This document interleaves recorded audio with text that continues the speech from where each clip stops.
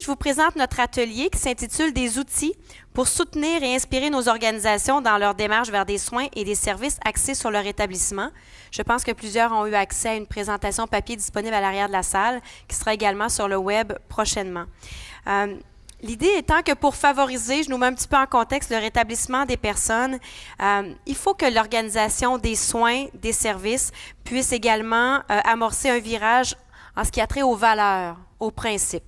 Donc, qu'est-ce qu'elles sont ces valeurs-là, ces principes-là, les pratiques qui soutiennent le rétablissement des personnes? C'est la grande question qu'on se pose. Comment est-ce qu'on peut les actualiser dans nos organisations, dans les vôtres? Et on va se servir en fait des savoirs, des expériences, des travaux issus des recherches, des différentes initiatives. Et on a un panel bien garni, je pense. Chacun va aller en alternance, chacun aura une ou des contributions au cours de la prochaine heure. Alors, je vais vous présenter les panélistes. D'abord, à votre gauche complètement, M. Michel Gilbert, qui est coordonnateur du Centre national d'excellence en santé mentale, également co-directeur du projet CERIS CNESM. C'est bon, si j'ai réussi? Je sais que vous êtes habitués avec les termes. Pour moi, il y en a des nouveaux. Le Centre d'études sur la réadaptation, le rétablissement et l'insertion sociale. Bienvenue. À ses côtés, Mme Catherine Briand, PhD, professeure, chercheuse et co-directrice du projet CERIS CNESM à l'Université de Montréal. Donc, merci d'être là. Mme Diane Harvey, directrice générale de l'Association québécoise pour la réadaptation psychosociale, la QRP. Bienvenue. Madame Hélène Provencher, PhD, qui est à l'Université Laval comme professeure et chercheuse. Bienvenue, Madame. Et Madame Marie Gagné, formatrice à la QRP et personne qui vit également avec un trouble de santé mentale. Donc, merci à chacun d'entre vous d'être là. Puis pour la présentation, je vous laisse débuter. On peut les applaudir pour leur présence cet après-midi avec nous. Ça sera peut-être les seuls applaudissements, on va en profiter. Alors, d'entrée de jeu, je voudrais vous remercier d'être là, puis je voudrais quand même souligner, on a une présentation qu'on a relevée, je vous dirais, à pied levé, c'est ça? En fait, rapidement, on s'est réunis ensemble pour vous présenter un contenu. J'ai une mise en contexte que je vais vous expliquer, là, mais je voulais quand même souligner que ce que vous avez autour de la table, c'est vraiment, il y a une expertise québécoise qui est devant vous. Et je m'exclus de ça parce que c'est vraiment... mais vous avez des gens devant vous là, qui peuvent nourrir vraiment très bien le réseau. Alors, ça sera l'objet de la présentation. Ceci étant dit, collègues, il faut que je... Alors, légère mise en contexte pour vous expliquer un peu, parce que vous savez, l'objet de la présentation, on est dans une transformation du réseau, c'est un peu ce que j'ai expliqué dans la mise en contexte, mais il reste qu'on veut vous donner accès rapidement à la fin de l'atelier, déjà à du matériel pour que des gestionnaires, des cliniciens soient en mesure de revoir dès lundi, mais en fait dès mercredi, au fond, leur mode de pratique axé sur l'établissement. OK? C'est vraiment l'objectif. Donc, mise en contexte rapide. En fait, on avait pensé de vous restituer dans le dernier plan actuel, 2015-2020, les principes directeurs, juste pour vous amener en effet d'entonnoir à l'objet de la présentation. Donc, il y a 5 principes directeurs qui sont, les soins et services orientés vers leur établissement, j'en ai fait la lecture là, intégrale. Les soins et services sont diversifiés, sont offerts en temps opportun. La prestation des soins et services se fonde sur des pratiques collaboratives. Les pratiques organisationnelles et cliniques visent une amélioration de la performance du continuum des services en santé mentale et les pratiques organisationnelles et cliniques s'inscrivent dans une démarche d'amélioration. Donc, c'est vraiment 5 principes directeurs majeurs qui viennent vraiment transcender notre plan actuel. De ce plan-là, il y a 40 mesures. On n'en fera pas état des 40 mesures, mais je veux quand même vous amener à la mesure 1, toujours dans un effet d'entonnoir là, pour notre présentation, qui vise, entre autres, de mettre en œuvre un plan d'action sur la primauté de la personne dans la prestation et l'organisation des services. Il y a, dans ce plan de mise en œuvre-là, ce plan d'action sur la primauté, il y a 3 plans d'action, en fait, très ciblés. Un sur les droits des utilisateurs, je le résume, là, mais c'est vraiment plus détaillé que ça. Un autre sur les activités de lutte à la stigmatisation et celui qui nous concerne aujourd'hui, qui nous intéresse plus, un plan d'action sur l'approche orientée vers le rétablissement. Ces plans d'action sur la primauté, ce sont des responsabilités que les établissements ont à déployer. Et donc, la mesure plus précise, la mesure 1.3, On va la lire intégralement parce que vraiment, c'est l'objet. Donc, afin que la personne utilisatrice de services en santé mentale soit l'actrice principale des soins et services qui la concernent, que des soins axés sur l'établissement soient implantés et maintenus dans le réseau de la santé et des services sociaux, chaque établissement responsable d'offrir des soins et services en santé mentale inclura dans son plan d'action sur la primauté de la personne dans l'organisation et la prestation des services des mesures spécifiques concernant l'adoption de l'approche orientée vers leur établissement dans les établissements chez les gestionnaires, les professionnels de la santé, dont les psychiatres, et les intervenants, de même que l'élaboration l'évaluation et le maintien des services axés sur leur établissement soutenant celui-ci. Une grande mesure, mais on trouvait important de vous la rappeler parce que je ne pense pas que tout le monde a pris la peine de lire l'ensemble de ces mesures-là. Par expérience, les gens nous disent, on est allé lire le plan d'action sur qu'est-ce qui nous intéresse. Mais, donc, on vous ramène vraiment cet aspect-là. Dernier point de ma mise en contexte qu'on voulait vous souligner en tant que ministère, c'est que le ministère travaille actuellement à l'élaboration d'un guide d'accompagnement destiné aux établissements. Ce guide d'accompagnement-là va, en septembre prochain, leur être proposé. Alors, c'est pour ça qu'aujourd'hui, c'est un peu un teaser, un peu une opportunité pour les établissements de pouvoir avoir accès à certaines informations, mais le ministère est en train de travailler sur des gabarits, des guides qui permettra, à partir d'un comité d'experts, de venir proposer en termes de normes et pratiques ou repères pour que les établissements puissent construire, au fond, des plans d'action axés sur leur établissement. Je pense que ça fait le tour de ma mise en contexte. Alors, c'était vraiment pour vous situer. Je laisserai la parole maintenant à Diane.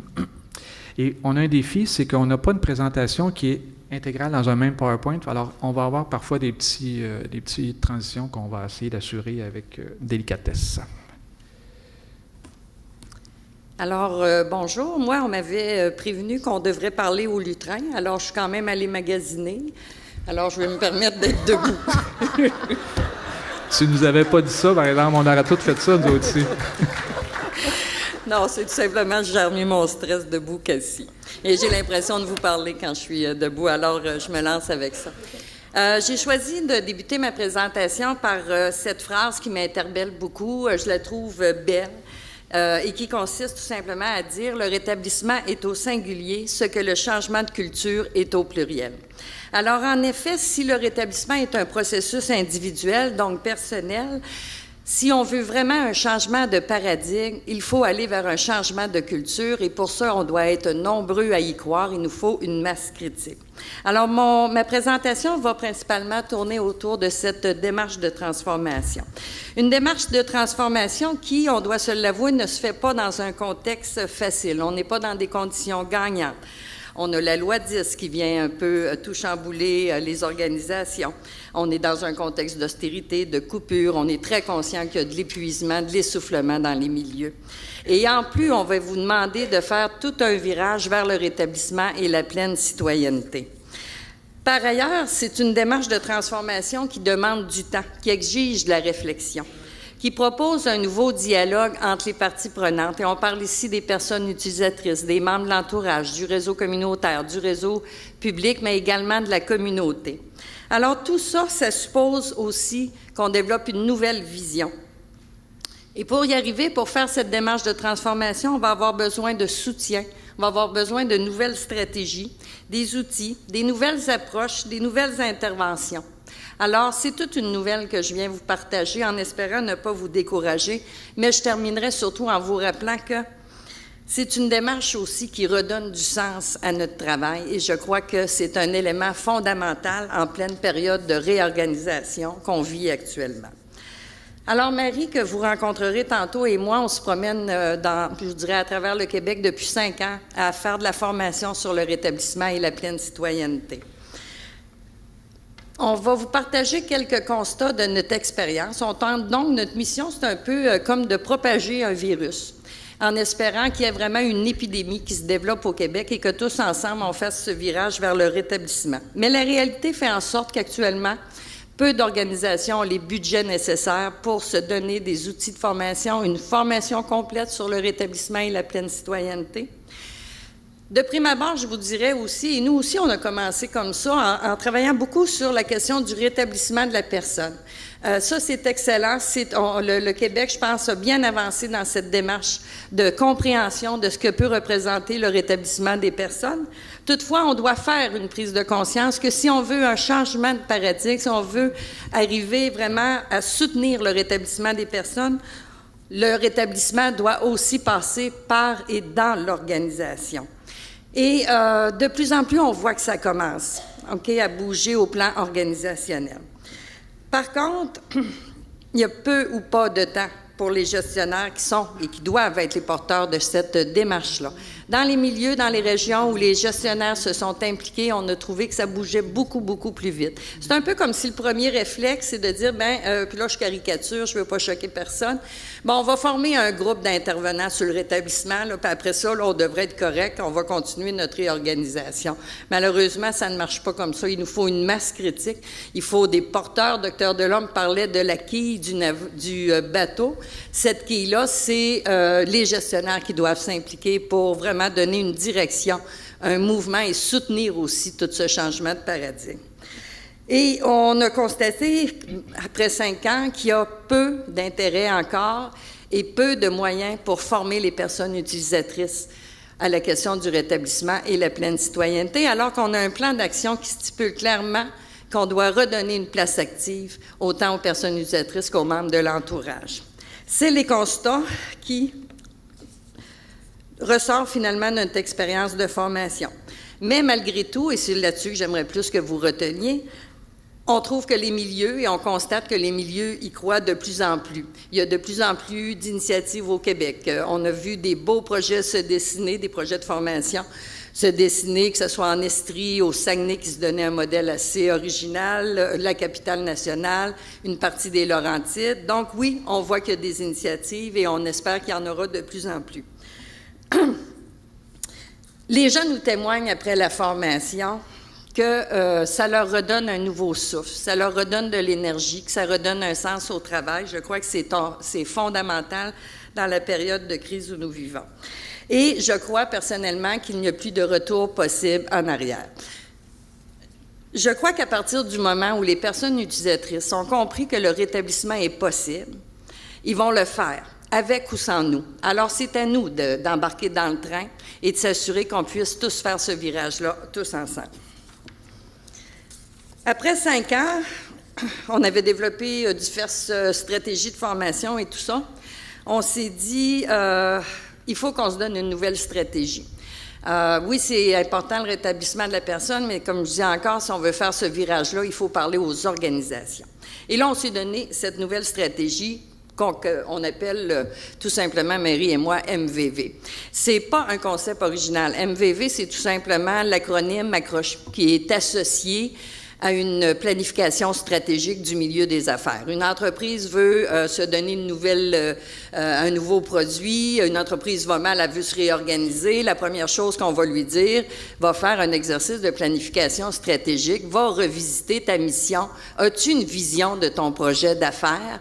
Qu'est-ce que tu vises? Faire du pâté chinois ou faire un gâteau au caramel? Alors, il faut savoir, hein, ça revient un peu à ce que le Dr. Delhomme disait ce matin. Il faut avoir une carte, il faut avoir les outils, mais il faut avoir un désir de se rendre à quelque part. Dans ce MVV, qui veut tout simplement dire mission, vision, valeur, ça nécessite tout un engagement de l'organisation au plan individuel, au plan collectif, avec nos partenaires. Ça demande vraiment de développer tous ensemble une vision systémique du rétablissement et de la pleine citoyenneté. Ça exige une démarche de transformation, et qui dit démarche de transformation exige des leviers de changement. Alors, comme on n'avait pas de temps, nous, la première année, on a monté la formation vraiment sur le rétablissement de la personne. On en a monté une sur toute la question de la gestion, comment faire ce virage organisationnel. On avait monté une formation de 3 jours pour les gestionnaires, complètement irréaliste. Il n'y a aucun gestionnaire au Québec actuellement qui est capable de se libérer 3 jours pour faire une formation. Et en même temps, on avait regardé tous les différents modèles de transformation, les grands chantiers, que ce soit l'Angleterre, l'Australie, et quelque part, on disait, ça revient pas mal tout le temps au même, c'est pas mal tout le temps les mêmes leviers de changement. Bon, ils peuvent être appelés différemment. Et on s'est donc fait cette petite carte-là pour essayer, dans des espaces rapides, de sensibilisation aux gestionnaires et ainsi aux intervenants. On considère que ça s'adresse à tout le monde, aux personnes utilisatrices, aux membres de l'entourage, à toutes les parties prenantes de ce processus de changement. Une simple carte qui résume en soi notre philosophie, je vous dirais même notre stratégie. Alors, vous retournez de droite, en tout cas, vous avez un carré mission, vision, valeur et des principes naturellement qui s'y rattachent. Vous avez un beau cercle en haut qui est extrêmement important, le respect du processus de rétablissement. Et tout simplement, ça résume, il faut prendre le regard du rétablissement et de la pleine citoyenneté, revisiter tout simplement nos organisations, revoir nos missions. C'est sûr qu'avec la nouvelle loi dite, la mission du réseau public est réglée. Okay? Mais il n'y a aucune organisation, à ma connaissance, qui a une mission qui va à l'encontre du rétablissement. On est donc capable d'influencer la recette de cette mission-là. Mais on est tous capables, que ce soit une organisation publique, même si elle est rendue énorme, on parle quand même d'un département de santé mentale et de dépendance. Alors, il faut, ou que ce soit un organisme communautaire, chacun est invité à revisiter son organisation, se redonner une vision. Quelle est la vision qu'on poursuit? Quelles sont les valeurs et les principes qui vont nous guider dans nos actions? C'est ce bloc-là, dans le fond, qui va nous donner un but à notre voyage avec le bateau du docteur Delorme et la quille comme gestionnaire, mais c'est les paramètres qui vont nous éviter de nous perdre en mer. Et si on se perd en mer avec notre bateau, on va pouvoir retourner voir c'est quoi notre vision. Est-ce qu'on est en train de perdre notre vision? Est-ce qu'on respecte les valeurs et les principes qu'on s'est donnés? Donc, c'est un élément, je vous dirais, fondamental de la démarche de transformation qui nous attend. Tu as 5 minutes. Oh mon Dieu, je ne suis même pas rendue bien loin. Alors, il va falloir vraiment revisiter nos modes de gestion, nos modes d'accompagnement ou d'intervention, nos modes d'évaluation. Il faut commencer à réfléchir comment on va évaluer les choses sous le regard des personnes utilisatrices. Et toute la question des modes de référence, les continuums de service. J'ai une phrase qui est très simple. Moi, j'ai pour mon dire, les personnes utilisatrices ne se rétablissent pas pour rester à l'hôpital. Ils se rétablissent pour sortir de l'hôpital et reprendre une vie normale dans la communauté, donc retrouver toute la restauration des rôles sociaux, etc. Alors ça, c'est le principal de mon message. Je vous avais préparé 2 exemples de transformation qu'on a vécu. Avec le CSS Saint-Jérôme, il y a déjà peut-être 3-4 ans, avant la loi 10, on a monté là toute notre... on peut changer l'acétate? OK. Tout notre modèle de formation. C'est là qu'on a vraiment peaufiné notre stratégie en développant, oui, la formation sur le rétablissement, la formation sur les modes de gestion, mais également des agents de changement. Ce qui est à retenir pour moi sur cet acétate, et vous irez voir le lien de YouTube en dessous, il y a un infirmier qui témoigne de cette aventure-là et qui nous dit l'important, c'est d'arriver à une masse critique. On a quand même formé 89% du personnel. Eux, il y avait un gros budget. Okay? Ce qui est important, c'est on nous dit qu'à 49% du personnel formé, il y a eu un mouvement de bascule. C'est ceux qui ne croyaient pas au rétablissement, qui se retrouvaient au fond du train et qui rapidement devaient comprendre que le train bougeait et que s'il ne bougeait pas, ça serait eux les laissés pour compte. Et on a terminé cette aventure-là au CSS de Saint-Jérôme en formant des agents de changement, en formant des agents multiplicateurs, en travaillant avec eux à créer leur propre manuel de formation pour qu'ils puissent enfin former les personnes utilisatrices et former les nouveaux employés. Et la loi 10 est arrivée. C'est sûr que le virus en a pris un petit coup, mais on pense qu'avec un bon courant d'air, la contagion devrait reprendre cours. Une autre démarche qui est très originale cette fois-ci, c'est celle de la région de la capitale nationale, qui, et j'espère que ça va choquer quelques gens dans l'auditoire, se sont donné vraiment un groupe de travail composé de toutes les parties prenantes, proches, personnes utilisatrices, réseau public, réseau communautaire, et ils se donnent la vision d'être la meilleure région du Québec en matière de rétablissement et de participation citoyenne. Alors, je vous invite à leur donner tort. OK? À leur faire de la compétition. Leur mission, c'est tous ensemble contribuer à la transformation de l'offre régionale de services en favorisant tout simplement l'engagement individuel, collectif et régional. Et tout ça pour soutenir l'évolution des services vers des services axés sur le rétablissement. La philosophie qui m'apparaît être la condition gagnante, je vous dis, c'est toute une aventure, c'est du sport, ça va pas vite, mais à chaque rencontre, on sent qu'on est dans le bon train. C'est une démarche qui s'inscrit donc dans une approche réflexive, basée sur le développement des savoirs intégrés, donc qui inclut à la fois les savoirs expérientiels des personnes utilisatrices, des membres de l'entourage, mais également le savoir terrain et le savoir scientifique. Dans mon temps, moi, j'appelais ça la fusion des savoirs, puis que ça permettait de créer un nouveau savoir. Et tout ça s'inscrit dans une perspective de co-construction, de mise en réseau et d'émulation. La démarche a aussi comme aspect original qu'on ne la fait pas de façon traditionnelle, mission, vision, valeur. Les gens de Québec, il y a eu un membre là, qui a eu une idée brillante, qui était de dire, il faut apprendre à travailler avec les forces, donc on va se faire un plan d'identification des forces de la région, on va se faire un plan d'identification des forces des acteurs. Ça, c'est Julie Lesage là, qui a eu cette brillante idée-là. Bravo, Julie.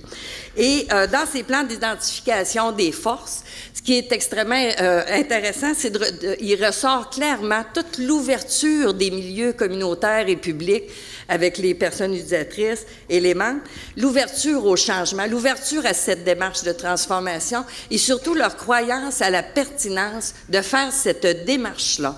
On a donc eu 2 grandes journées de mobilisation pour s'amuser et ça se poursuit. Je vais vous faire les détails, je vais vous les laisser tomber parce que malheureusement, je vais faire 2 clics encore. Je ne peux pas terminer sans vous parler rapidement de la formation de la QRP. Alors, juste un survol. On a donc monté une formation. Comme tous les milieux, on a commencé par se préoccuper du rétablissement de la personne, donc une formation sur les modes d'accompagnement. De disponible également une formation sur les modes de gestion. On fait même des activités de sensibilisation, des happenings. On se dit, c'est sûr qu'on ne changera pas le monde avec ça, mais on va peut-être contaminer assez quelques milieux pour qu'après, ils s'engagent dans cette démarche de transformation-là. On a donc, vous pouvez également nous utiliser dans un rôle de soutien à la démarche pour rassembler tout le monde justement sur le même bateau puis essayer de le changer ensemble. La formation des agents de changement, là-dessus, ce que je trouve intéressant, c'est qu'on en a mis une en place dernièrement avec la collaboration de la PUR à Québec, une formation spécifique pour les personnes utilisatrices pour qu'elles agissent comme agents de changement parce que c'est ça qui est écrit dans le plan d'action. Il faut leur donner un pouvoir d'agir dans la transformation. Et des agents de liaison aussi, assurer le transfert des connaissances, etc. Un menu à la carte. Alors, je vous inviterai à venir magasiner votre menu si vous en avez le temps, mais je conclurai que c'est pas tant le menu, notre vision, c'est d'être dans une approche mosaïque. Choisissez ce que vous voulez, mais s'il vous plaît, embarquez-vous, engagez-vous dans cette transformation-là. Merci. Une chance que tu n'étais pas nerveuse. Une chance que tu étais nerveuse, plutôt.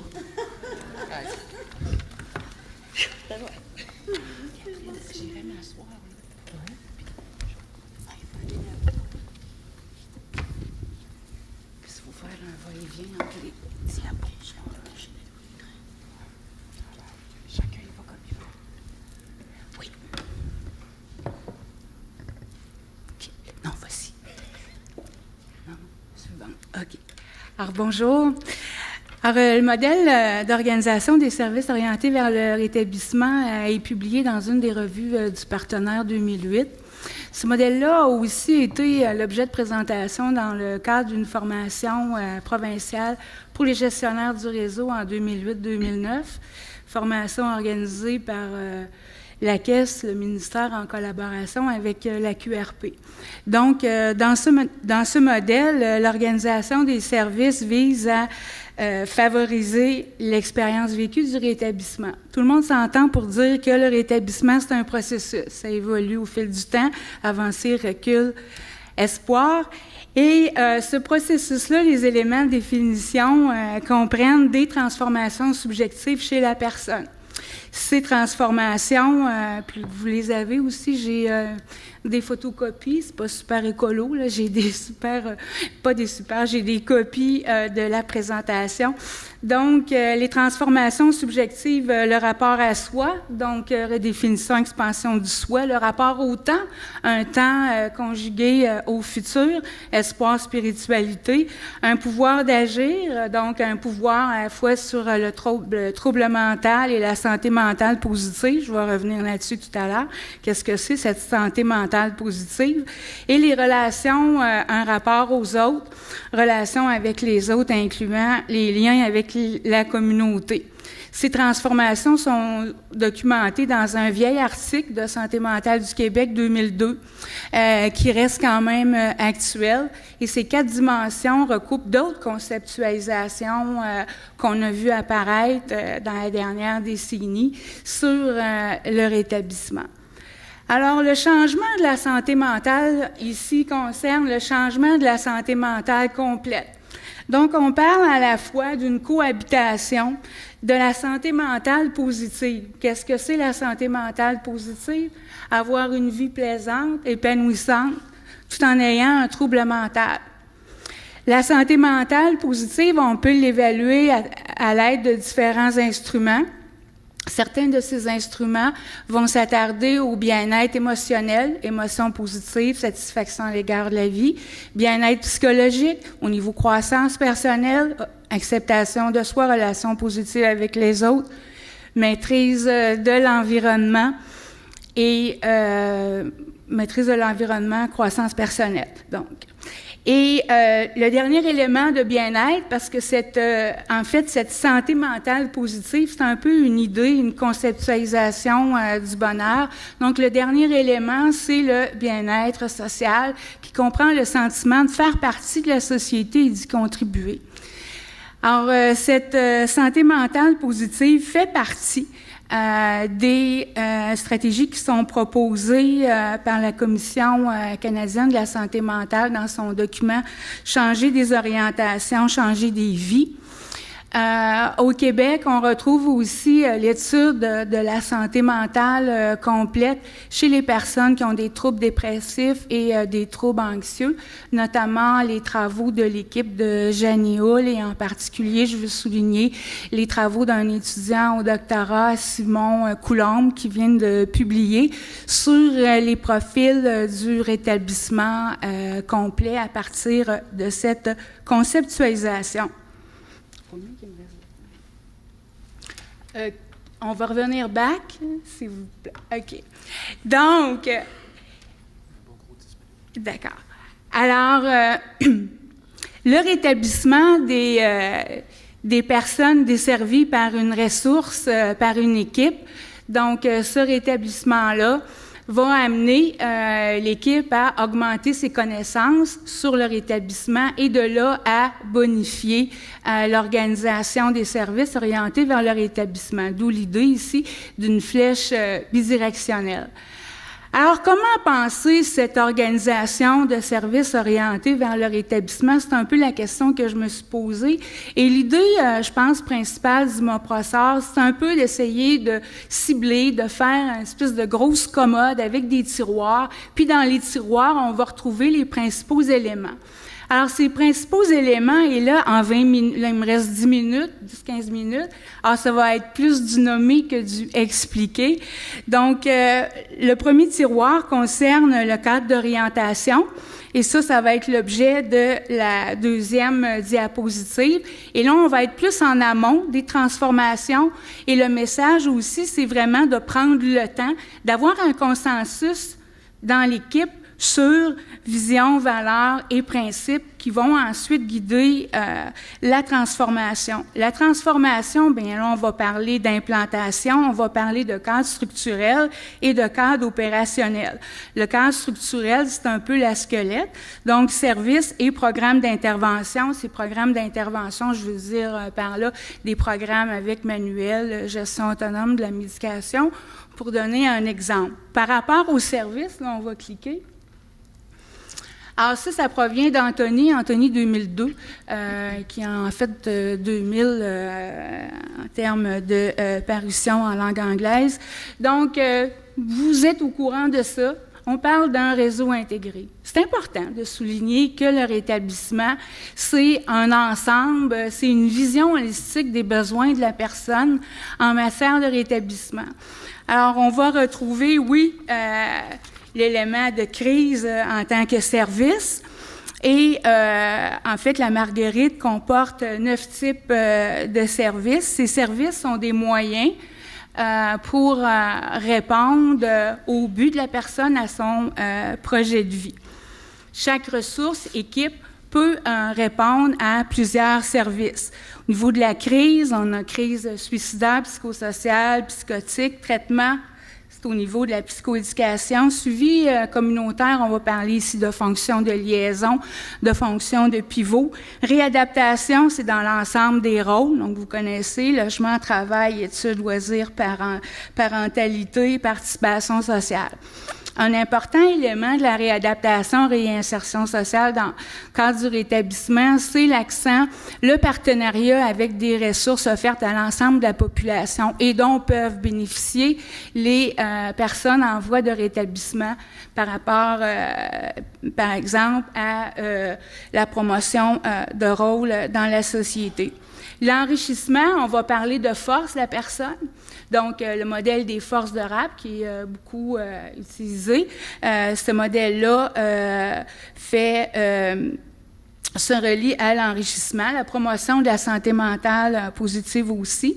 Ensuite, défense des droits, ça va viser les buts d'équité, dignité, citoyenneté, soutien aux besoins de base, la survie, soutien offert par les pairs, on entend pairs aidants et proches aidants, on entend des groupes d'entraide, on entend des pairs salariés, on entend des pairs aidants salariés, des proches aidants salariés, on entend aussi des ressources totalement gérées par les pairs, et prévention et promotion de la santé physique. Je suis infirmière, je peux pas, je pense que c'est super important. Il y a beaucoup, le taux de prévalence des maladies physiques chez les gens qui ont des troubles mentaux est préoccupant. Et d'ailleurs, ça fait partie du plan d'action. Donc, ça veut dire dépistage de problèmes, ça veut dire promotion d'habitudes de vie et ça veut dire aussi accès à des pratiques complémentaires, yoga, etc. Donc, l'idée globale de ce réseau intégré, c'est qu'il y a une adéquation des besoins de la personne en matière de services et l'offre de services par la ressource ou l'équipe. On va cliquer. Alors, le cadre opérationnel, c'est le moteur de la réorganisation. Combien? 12. Alors, les modes d'accompagnement. Alors, les modes d'accompagnement, cette perspective-là se fait avec l'idée que, évidemment, la personne en voie de rétablissement est dans le siège du conducteur et l'intervenant dans le siège du passager.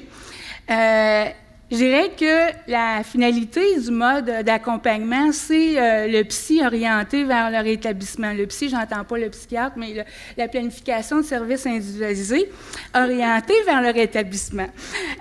Et cette planification, évidemment, va passer par les étapes que vous connaissez de l'évaluation au plan d'intervention. Sauf que pour mettre en marche ce plan d'intervention, vous allez avoir besoin de stratégies et c'est l'item précédent, l'autre volet, qui est le soutien à l'expérience du rétablissement. On va soutenir quoi?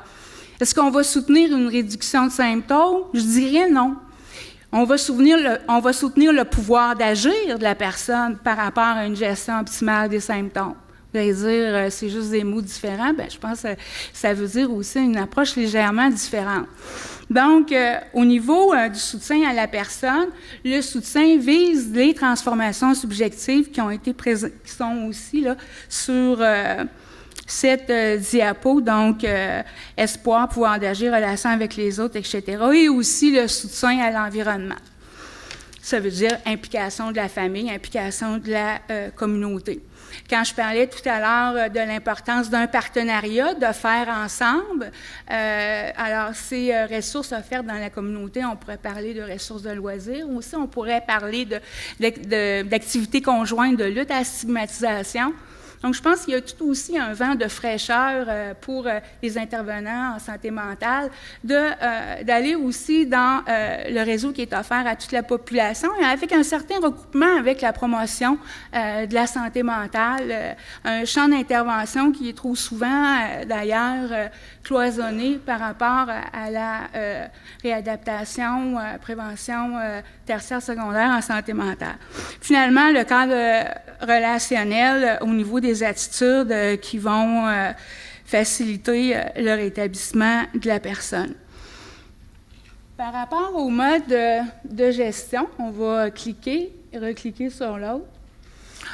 Alors, là, il va falloir que je sois super brève. Alors, les modes de gestion, donc, ça va être des cibles de transformation et tous les écrits s'entendent sur l'importance qu'il y ait une participation active des personnes utilisatrices, des membres de la famille à l'ensemble des activités. Évidemment, on peut parler aussi d'une mission orientée vers leur établissement. Donc, on va se poser la question, la mission ne vise pas à offrir des services. La mission vise à promouvoir des aspects clés du rétablissement, de l'expérience du rétablissement à l'aide de services. Ensuite, le système de gestion, on va revoir toutes les procédures, les politiques, avec des comités formés de personnes utilisatrices, de membres de la famille. On va aussi regarder si nos outils cliniques sont orientés vers ces transformations subjectives. L'évaluation des services, on va inclure des mesures subjectives, donc espoir, pouvoir d'agir.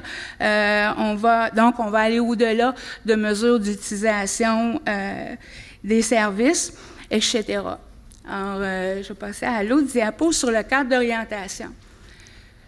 Bon, dans la littérature sur l'organisation des services, le cadre d'orientation prend beaucoup de place dans le sens que de miser sur vision, valeurs, principes, ça va être un gage de succès pour la mise en place de changements au sein d'une organisation. Alors, c'est un petit peu ici la raison pour laquelle on voulait élaborer un peu plus. Donc, si on clique,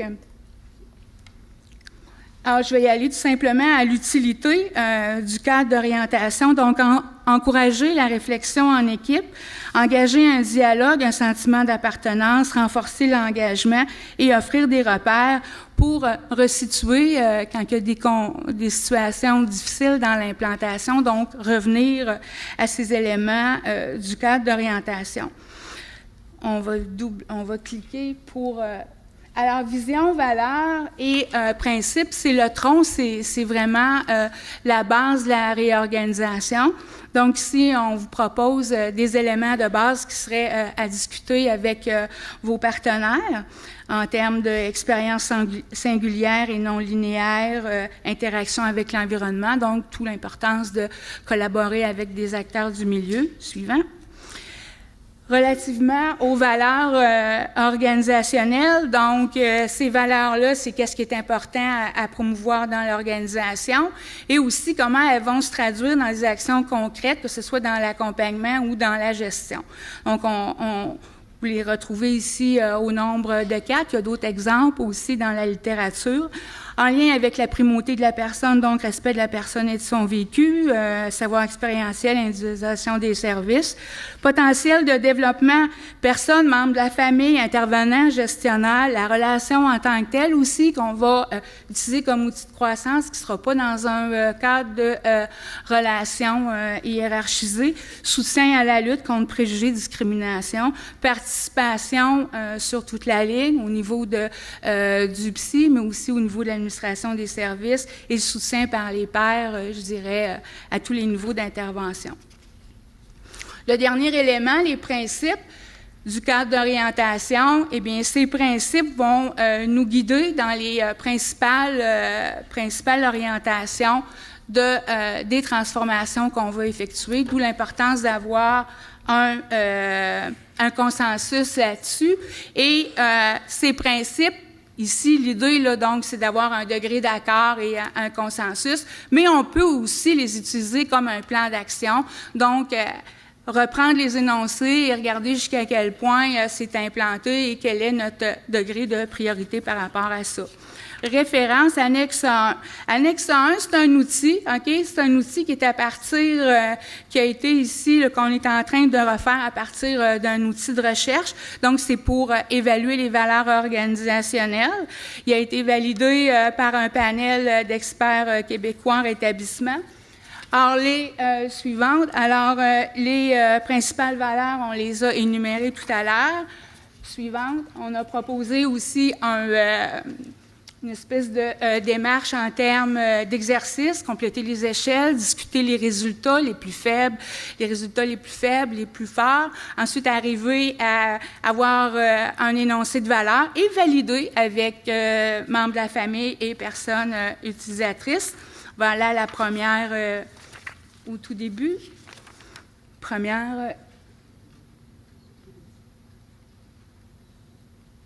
OK.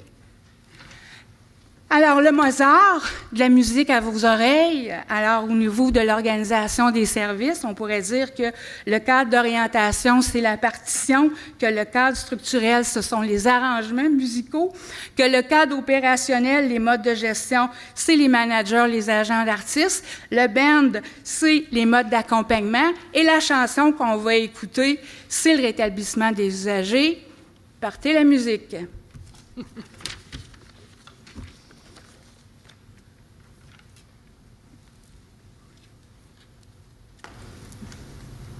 Maestro? C'est pas fini! Une minute de petite chanson. Je sais pas si je vais être capable. Es-tu capable de la mettre? Pouvez-vous la partir à zéro? Chaque couplet a un lien et c'est à vous de le trouver par rapport aux 4 transformations subjectives. Je vais ramasser les réponses à la fin de la présentation. OK. Ça prend le son. Ça prendrait ça. Okay. On va y arriver. Que tu vas faire, tu sais, je crois en toi. Tu vas réaliser tes rêves, avancer depuis l'espoir. Définition du soi, de découverte de soi, et aussi expansion du soi. Tu seras ce que tu veux. Restauration, optimisation, contrôle, motivation, préjugés, discrimination, rôle, participation. Tu renoues avec les autres et la communauté. Ta voix résonne haut et forte.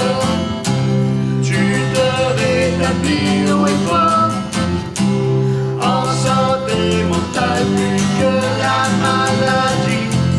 Oh, tu t'épanouis. Vas-y. Hey.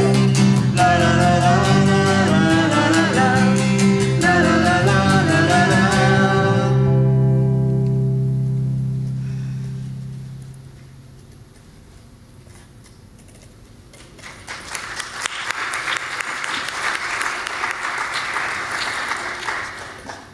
Donc, merci Diane, merci Hélène.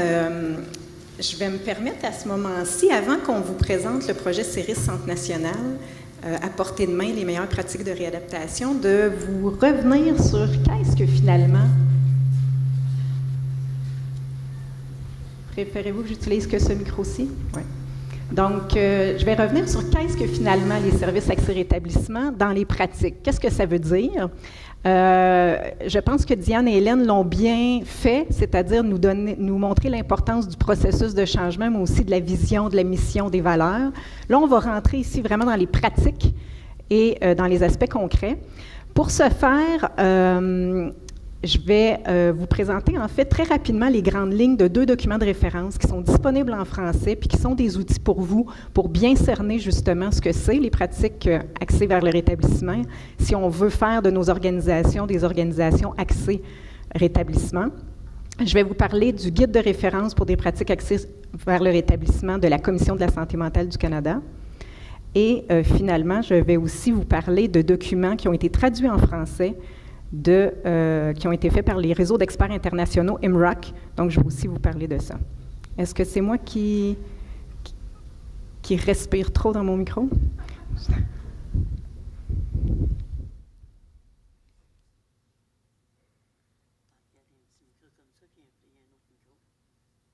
Merci. Donc, voilà.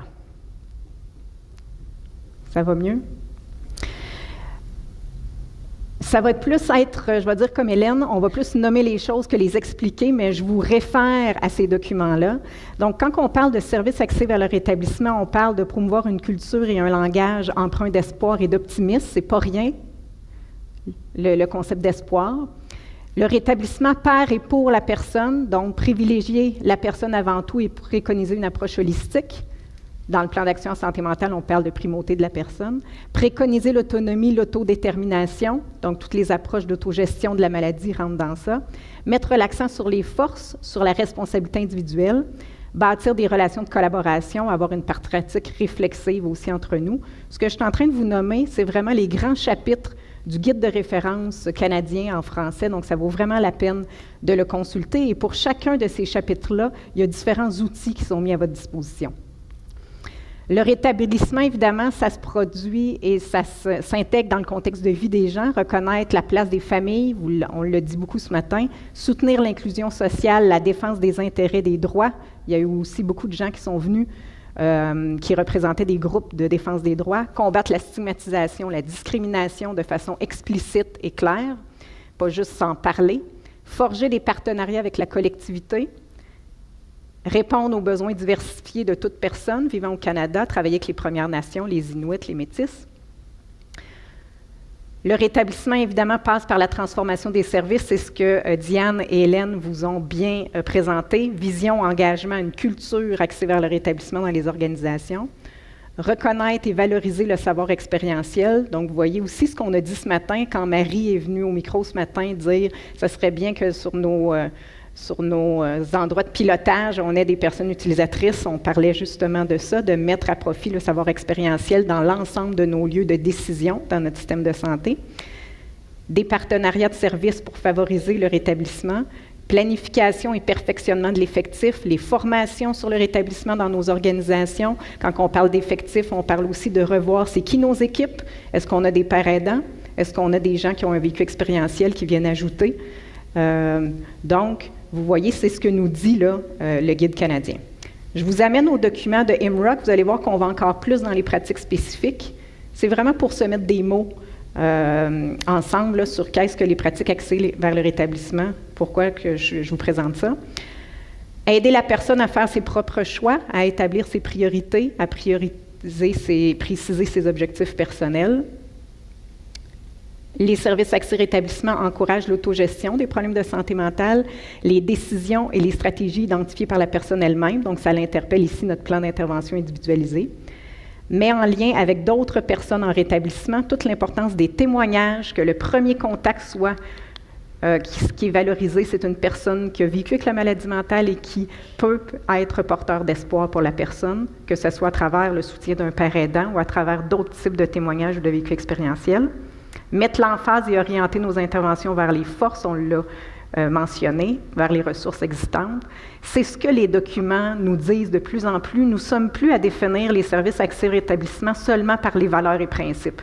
Maintenant, on a des documents concrets et des documents accessibles en français qui nous permettent vraiment d'aller dans des pratiques aussi spécifiques.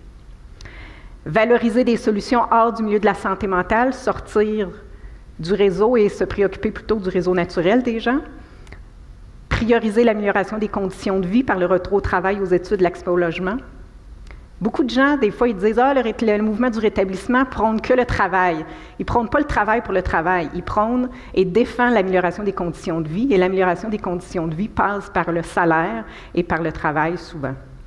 Lutte explicite contre la stigmatisation, l'exclusion sociale et l'autostigmatisation. Ça aussi, on l'oublie souvent.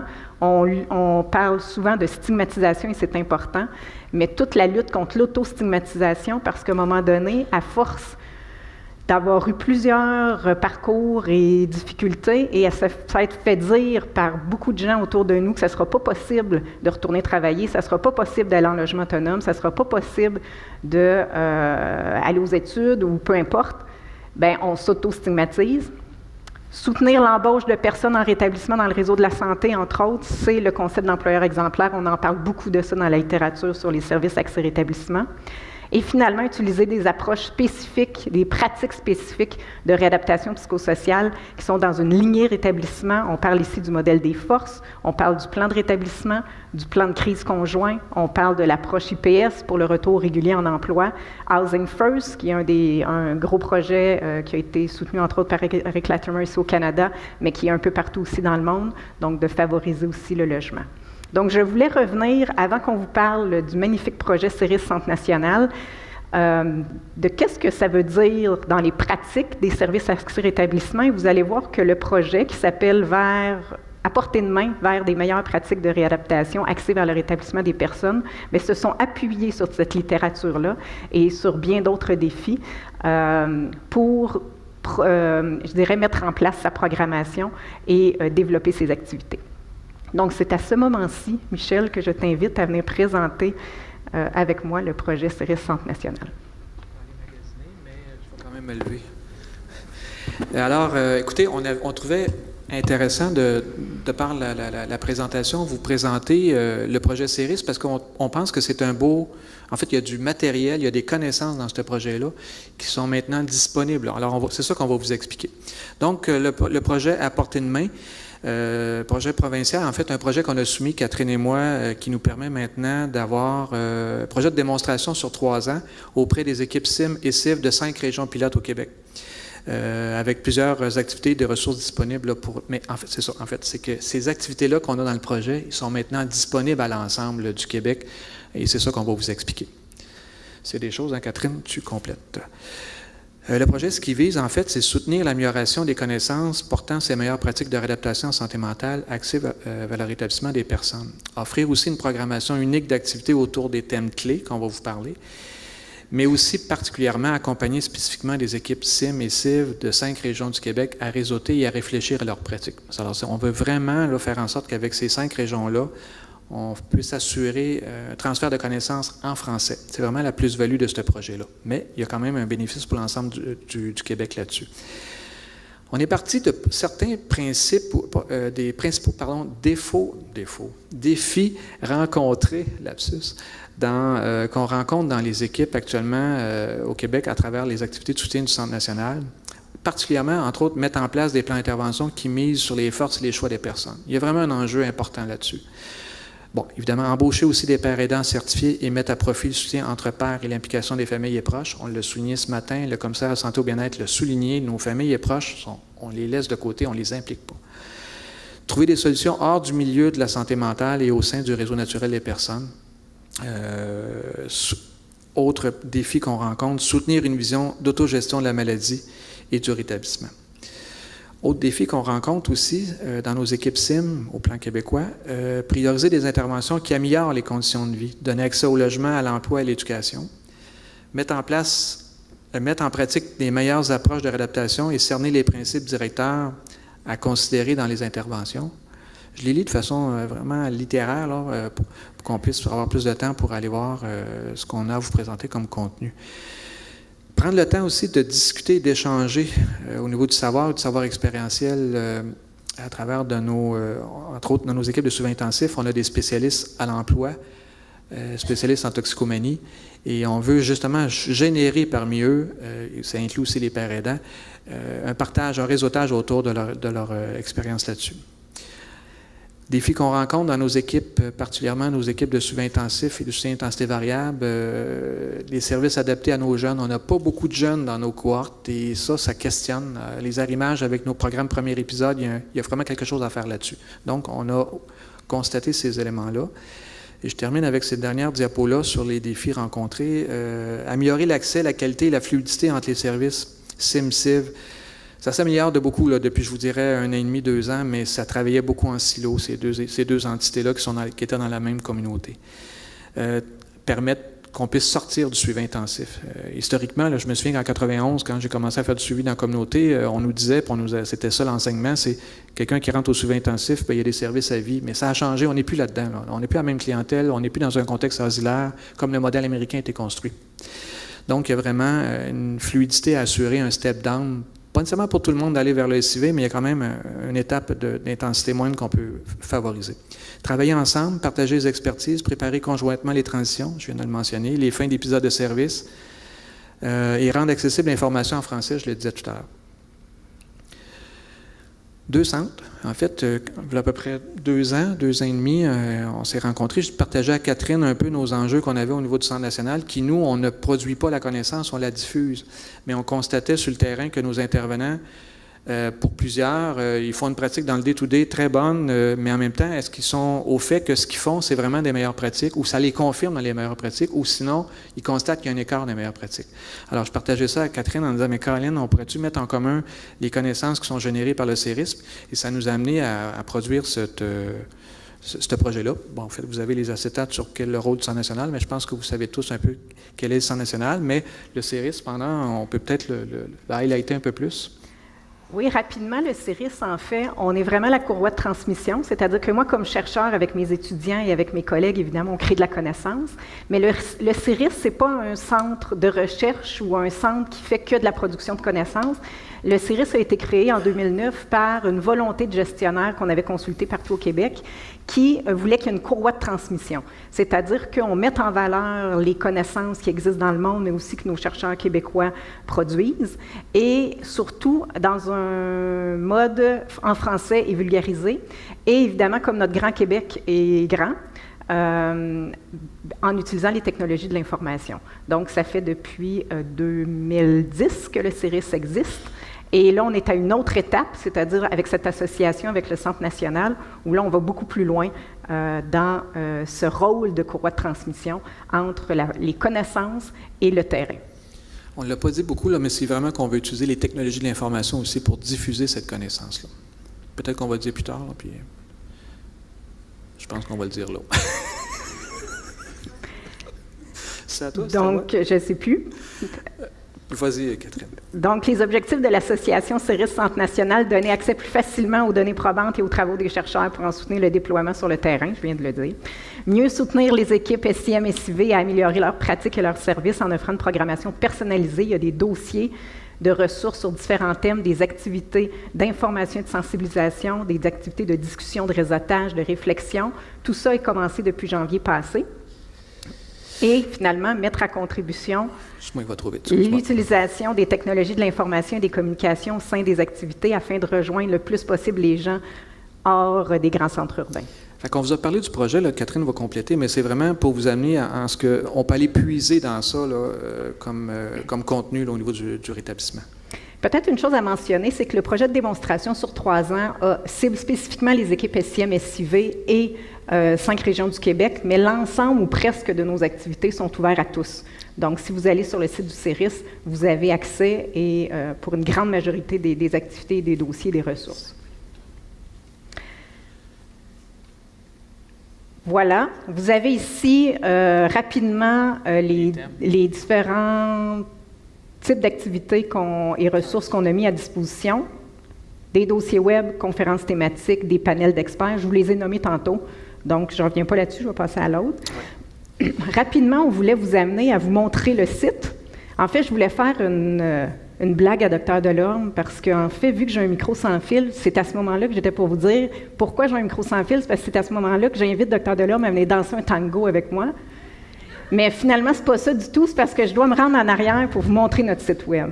Et pendant ce temps-là, pendant que Catherine s'en va en arrière pour aller naviguer sur le site qu'on va vous montrer, moi, il faut que j'entretienne l'espace. Alors, je ne sais pas ce qu'on pourrait parler. Alors, dépêche-toi, Catherine. Ben là, montre-moi tes talents un petit peu, là. Non, mais en fait, ce qu'on va vous montrer, c'est que c'est... Puis ceux qui ont déjà le tablette, ils peuvent déjà aller magasiner, naviguer, faire des achats en ligne. Non, mais aller naviguer sur le site du CERIS. Évidemment, notre site web du Centre national est en construction, alors on n'a pas d'hyperlien encore si jamais vous allez sur le site web du Centre national, mais en temps opportun, on va pouvoir faire l'interface, mais pour le moment, on va naviguer sur le site du CERIS où on va aller. Alors, je te laisse aller, Catherine.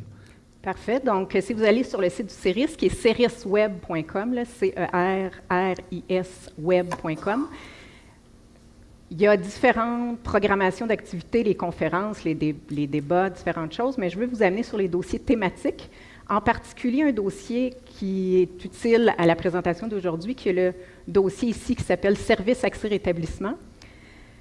Et donc, vous avez pour chacun de nos dossiers la façon qu'on les crée, c'est-à-dire qu'on essaie de faire ressortir en travaillant en co-construction avec à la fois les conseillers du Centre national d'excellence, à la fois l'équipe du CERIS qui est composée aussi de gens qui ont un vécu expérientiel, de regarder la littérature, mais aussi de faire ressortir les grands éléments clés de cette littérature-là, et ensuite de vous mettre différentes ressources.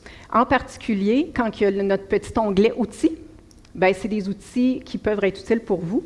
Je vais vous amener, entre autres, à un outil qu'on est bien fiers, qu'on vient de mettre sur le site, qui est un outil qu'on vient de traduire, qui est en fait le plan de mise en œuvre de l'équipe pour intégrer les valeurs du rétablissement.